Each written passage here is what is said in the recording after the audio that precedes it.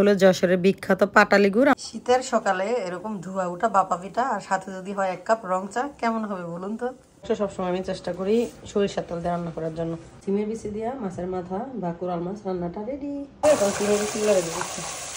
Hello everyone, আসসালামু আলাইকুম। আশা করি সবাই খুব ভালো আছেন। আমরা ভালো আছি আলহামদুলিল্লাহ। আজকে হলো রবিবার, আমার ছুটির দিন। আজকে রান্না বান্না করব। তো রান্না করার আগে আবার কিছু পিঠা বানাচ্ছি।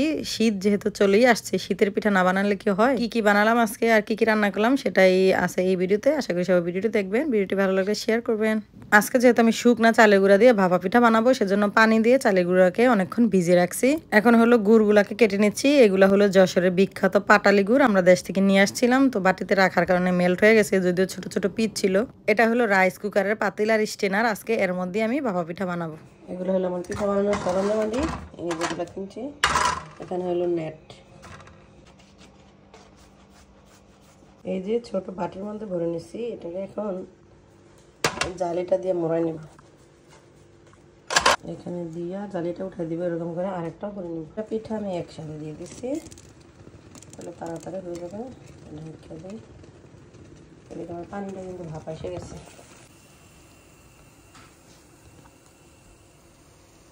পিঠাটা দিছি 5 মিনিট হয়ে গেছে, এখন চেক করে নেব। এরকম উঠানোর পরে একটা কাঠি বা কিছু দিয়ে মানে বাড়ি দিতে হবে, দেখতে হবে যে শব্দ হয় কিনা। যে দুধ একটা শব্দ করতেছে, তার মানে পিঠাটা হয়ে গেছে। আর যদি এটা ভেঙে যেত তাহলে পিঠাটা হইতো না। একটা প্লেটও নিলাম, মাঝখানে একটু ফেটে গেছে। আমি এবার একটু সুগার আর ইয়ার কারণে, গুড়ের কারণে, ওরে গরম রে, গরম গরম গরম। এই যে পিঠাটার ভিতরে আমি 2 বার করে গুড় দিছিলাম, বেশি হয়ে গেছে। দেখা যাচ্ছে হয়ে গেছে, খায়ে টেস্ট করার পালা। বিসমিল্লাহির রহমানির রহিম। তো আমাদের পিঠা হয়ে গেছে মাশাআল্লাহ। গুড়টা বেশি হয়ে গেছে, আর একটু কমাই দিতে হবে গুড়। এই পাটালি গুড় অনেক মিষ্টি। আমাদের প্রথম সিরিয়ালের 3টা পিঠা উঠে গেছে, এখন আরো দিয়ে দিব। আরেক বেসের পিঠা দিয়ে দিতেছি। এই 3টার মধ্যে গুড় বেশি হয়েছে, আর পরের দিক গুড় কম দিয়েছে। লবণ আর লাগবে না তো?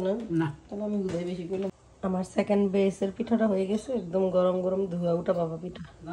পিঠা হয়েছে নি? মিষ্টি হয়েছে না? অল্প আরো অনেকগুলো বানাইছিলাম, কিন্তু সেগুলো খাওয়া হয়ে গেছে। এখন আর আপাতত বানাবো না, এখন রান্না করবো। এতক্ষণ তো আস্তে আস্তে ছোট ছোট করে ওটা বানাইলাম। তো এখন আমার সময় রান্না বাড়ি করবো। এখন কি করবো, এই নারিকেল গুড় আর এই পিঠা সবগুলো একসাথে মিশাইয়া একদম স্টেনারের জালিটার মধ্যে দিয়ে দেবো। একবারে পুরো কেক পিঠা বানা ফেলবো। গুড়িটা আমার এতটুকুই হয়েছে, পুরোটা স্টেনার পুরে নাই। তো যাদের সময় না থাকে তারা কিন্তু এইভাবে একবারে ভাপা পিঠা বানা ফেলতে পারেন। আমি হালকা একটু ট্যাপ করে দিচ্ছি যাতে পিঠাটা ভেঙে না যায় আর কি। পিঠাটা আমি বসায় দিছি, বসায় এখন আমার তরকারি পাতিগুলো কাটিয়ে দিতেছি রান্না করার জন্য। এটা লাগবে মেবি 15 মিনিটের মতো সম্ভবত। যখন সিম গাছ লাগায় না, সিম গাছের লাস্টে গাছগুলো যখন কাটতে ফেলা হয়, তখন সিম গাছে অনেকগুলো সিম অবশিষ্ট থাকে। সেগুলো থেকে কিন্তু যে বড় ছোট অনেকগুলো বাইক এইভাবে বিচিগুলো নেওয়া হয়। আগে দেখতাম আমাদের গ্রামে বাড়িতে নিতে হবে। তো এবার আমি আমার এইখানের বাগানেও কিছু সিমের বিচি পাইলাম। তো দেশে সিমের বিচি কিনতে পাওয়া যায়, বাট ওগুলো কেমন যেন একটা গন্ধ লাগে। আমার যে সিমগুলো, এগুলোর বিচি এত বড় না, ছোট ছোট বিচি হয়। তো আমি একটু করে অনেকগুলো জমাইছি যাতে একটা তরকারি হয়। এবারই প্রথমবার এরকম সিমের বিচি জমাইলাম গাছের থেকে রান্না করার জন্য।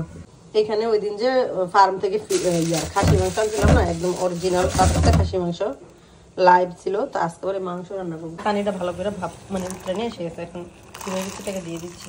তাহলে সিমের বিচিতে যে একটা কাঁচা কাঁচা গন্ধ থাকে, সেই গন্ধটা করে না, একটু হালকা ভাপ দিয়ে নিলে। এই যে বিচিটা উঠে নিয়ে এসে গেছে, এখন এটা ডাইলে ফেলবো।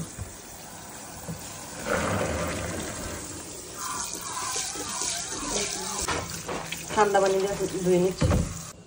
একটা কোরাল মাছ নিয়ে আসছিলাম আমরা ওই দিন, বিশাল বড়। এটার দাম ছিল যে $36.93, অলমোস্ট $37 মতো। এই দেখেন মাছগুলো এক একটা অনেক বড় বড় মাছের পিস হয়েছে। এটা রান্না করব আমাদের বাগানের সিমের বিচি দিয়ে। কোরাল মাছগুলো সমস্যা হলে অনেক বেশি নরম, ধুইতে ধুইতে গলতে গলতে একদম গলা যায়, এরকম কষে কষে ফুলে যায়। লবণ দিয়ে মাছগুলো ভালো করে ধুয়ে নিতে।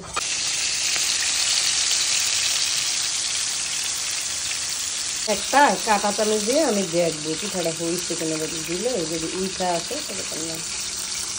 তো মনে হচ্ছে পিঠাটা হয়ে গেছে।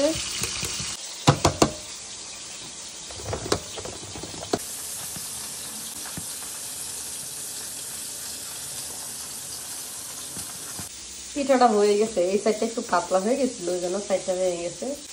এটাকে নাইফ দিয়ে সুন্দর সুন্দর করে পিস করে কেটে নিলে কিন্তু হয়ে যাবে বাবা পিঠা।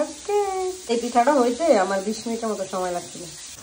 সিমের বিচি রান্না করার জন্য আমি পেঁয়াজ মরিচ আর তেল দিয়ে দিচ্ছি। আমি মশলাপাতিগুলো সব দিয়ে দিচ্ছি, হলুদ মরিচ জিরা ধনিয়া, তারপর হলো আদা রসুন আর একটু তেজপাতা। ভালো করে মশলাটা কষে তারপর সিমের বিচিগুলো ঢালবো। মশলাটা কষানো হয়ে গেছে, এখন সিমের বিচিগুলো রেখে দিচ্ছি।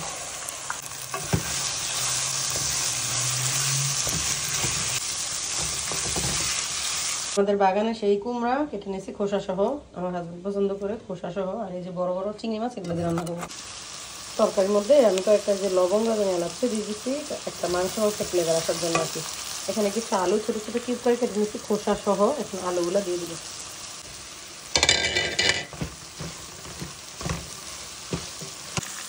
এই চুলা আবার কুমড়া রান্না করার জন্য যে চিংড়ি মাছটা বসাই দিচ্ছি, তো হলুদ আর লবণ দিয়ে মাছটাকে এখন ভেজে নেবো।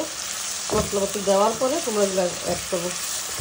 সিমের বিচিটা কষানো হয়ে গেছে, যে তেলটা উপরে উঠে আসছে, এখন আমি গরম জল ঢেলে দিব। জলটা দিয়ে দিচ্ছি, এখন ডাইকে দিব সিদ্ধ হওয়ার জন্য। এদিকে কিন্তু আমার চিংড়ি মাছটা হয়ে গেছে, এর মধ্যে আবার সব মশলাটা আমি দিয়ে দিচ্ছি। এখন আমি কুমড়াটা ঢেলে দিব।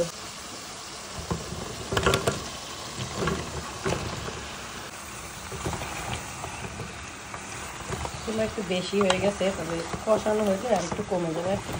এদিকে 80 কিলো আমার খাসি মাংসটা মেখে দিব। খাসি মাংস সবসময় আমি চেষ্টা করি সরিষার তেল দিয়ে রান্না করার জন্য।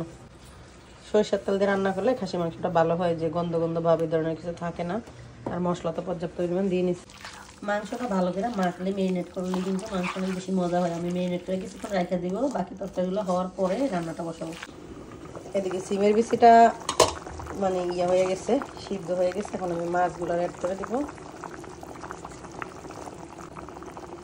বড় মাছের মাথাটাও দিয়ে দিলাম।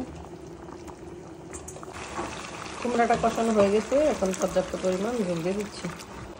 কুমড়ায় সবসময় ঝোল বেশি হয়ে যায়, আজকে ঝোল অল্পই দিতেছি, ডাইকা দেবো সিদ্ধ। এই যে সিমের বিচি দিয়ে খাসা তরকারি বা সিমের বিচির খাসি যেটাই বলা হয় না কেন, এটা রান্না হয়ে গেছে।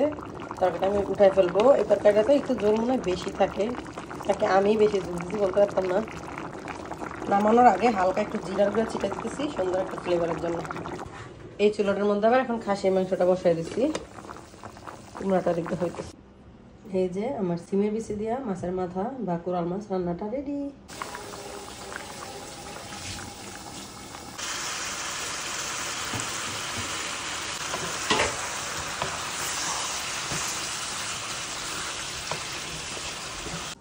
সিমের বিচি আর আলু কিন্তু ঝোলটা অনেকটা টেনে যেত, এখন দেখেন ঝোলটা টেনে তরকারিটা একদম শুকনো শুকনো হয়ে গেছে।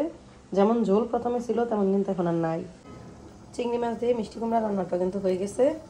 তো মাংসটা আস্তে আস্তে হোক, এর মধ্যে আমার কিছু কাজকর্ম আছে, সেগুলো শেষ করে আমরা আবার একটু বাইরে যাবো। পিঠাগুলোকে কেটে এই যে ছোটো ছোটো বরফের মতো শেপ করে আমি একটা বলের মধ্যে রেখে দিছি।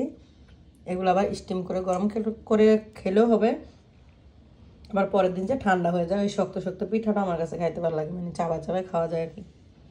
এই যে সুন্দর সুন্দর একটা পিস হয়ে গেছে। এদিকে আমার কাজকর্ম শেষ করে আস্তে আস্তে 3টা বেজে গেছে। এদিকে মাংসটা অনেক সুন্দর করে কষানো হয়ে গেছে, এটা আরেকটু হবে। যাই হোক, তো আজকে রান্নাবান্না শেষ, এখন আমরা খেয়ে দিয়ে বাইরে চলে যাবো। আর আজকে ভিডিওটা এখানে সমাপ্ত করে দিচ্ছি। ভিডিওটা কেমন লাগলো জানাবেন, যদি ভালো লাগে তাহলে একটা শেয়ার করে দিবেন। সবাই ভালো থাকবেন, আল্লাহ হাফেজ।